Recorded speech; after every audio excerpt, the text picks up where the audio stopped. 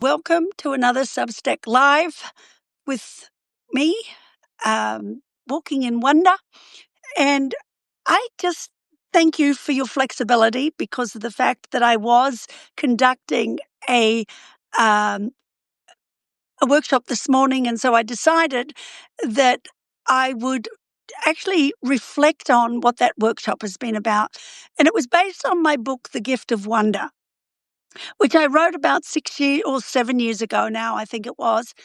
And as I mentioned to the people, my desire to see awe and wonder in my life and in the lives of others has really grown since I wrote that book. In fact, I'm often steeped in other books on wonder.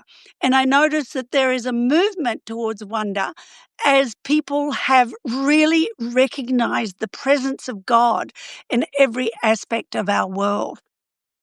And a couple of the things that were mentioned that I just wanted to bring up. Firstly, we talked a bit about the fact that you cannot put a dollar value on awe and wonder. That the things that are most important in life, such as wonder, are free. In fact, if anything, they add value to life rather than asking for a cost from life.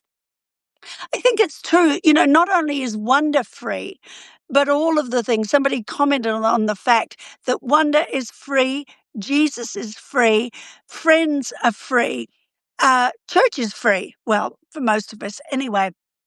And I was thinking about that, and I was thinking how easily we get deceived by the culture of our world that tells us that we need to be spending more, and the distorted kind of mathematics that says buy more, save more. Because every time you buy more, you don't actually save more, you actually spend more. Anyway, that's something else. But with wonder, the more wonder you gain in your life, the more it expands in so many different ways. I thought I'd just read out to you a couple of the quotes that I read. And this is probably for some of you just a reminder of things that I've talked about in the past. My favorite translation of Matthew 18, verse 3, is from the Passion Translation, where it says, "Learn this well. Unless you dramatically change your way of thinking and become teachable and learn about heaven's kingdom realm with the wide-eyed wonder of a child, you will never be able to enter in." The wide-eyed wonder of a child, I think, is meant to be at the center of our faith. And that's something that I have reflected on, I know, a lot in the past. Amy Tan says, "Before we had words, we had wonder." And I think that's true. As I read that particular quote, I'm thinking of the little babies that I know that look at the world with that wide-eyed wonder that is inherent in them from the moment that they are born. And what happens to it, I don't really know. Abraham Heschel says, "The beginning of our happiness lies in the understanding that life without wonder is not worth living. What we lack is not a will to believe, but a will to wonder." And then the last one from Native American artist Day Schildkret, he gathers natural objects and crafts and arranges them in exotic mandalas, which are illustrated in his beautiful book, Morning Altars. And he says, "There is a wealth of beauty and wonder littered all around us, right outside our own front door. We have just forgotten how to see it." And I think it's true.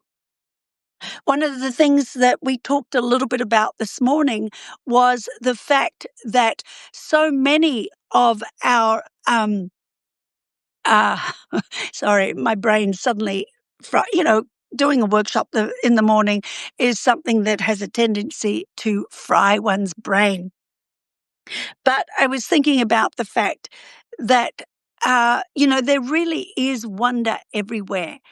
I think that the pandemic broke us open to some of the wonder in the world, but I also think that the pandemic left most of us with a form of PTSD, post-traumatic stress syndrome. And one of the best ways to break out of post-traumatic stress syndrome is through recognizing and living in the presence of wonder in our world. So often, I think part of the reason for the violence and the trauma that we're seeing in the world around us at the moment is this post-traumatic stress syndrome. It's like we've been through a war where people suffer something very similar to this. And unless we are able to open ourselves up to the wonder of the world in which we live, then we probably will not be able to move from the violence and the trauma of the world in which we live to the wonder and the glory of what God intends for us. One of the questions we talked about was, what do we lose when we lose our wonder? What are the consequences for us of a life lived without wonder? And I think, I probably just said it. Post-traumatic stress syndrome, violence, trauma, a lack of compassion, a lack of caring for others, a lack of concern for the world in which we live. These are some of the effects of post-traumatic stress syndrome.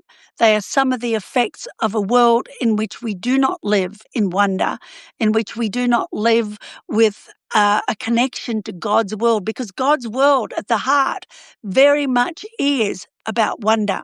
God's world is very much about an amazing kind of connection to wonder. And so basically what I would say to you today, and it's something that you have heard me say over and over again, is go out and get your daily dose of awe and wonder. Doctors prescribe it these days. Maybe that's why I'm prescribing it for you, because as you know, I am a physician, or at least I was, for a number of years of my life. And I think that awe and wonder is what God intends us to be involved in. Let me read that Abraham Heschel quote again. The beginning of our happiness lies in the understanding that life without wonder is not worth living. What we lack is not a will to believe, but a will to wonder. So get out, re-wonder your world. Look for the wonder around you in the small and insignificant things. Look for the wonder around you in the beauty of God's world.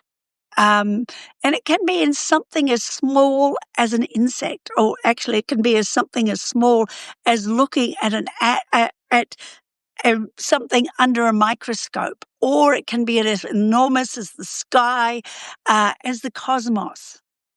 But look for the wonder that God has placed in our world. Thank you for listening. If you have any suggestions about things that you'd like me to talk about in these sessions, please, please, please let me know. I'd really love to hear from you. So many blessings on you. Enjoy this weekend. Enjoy the world of wonder in which God has placed us.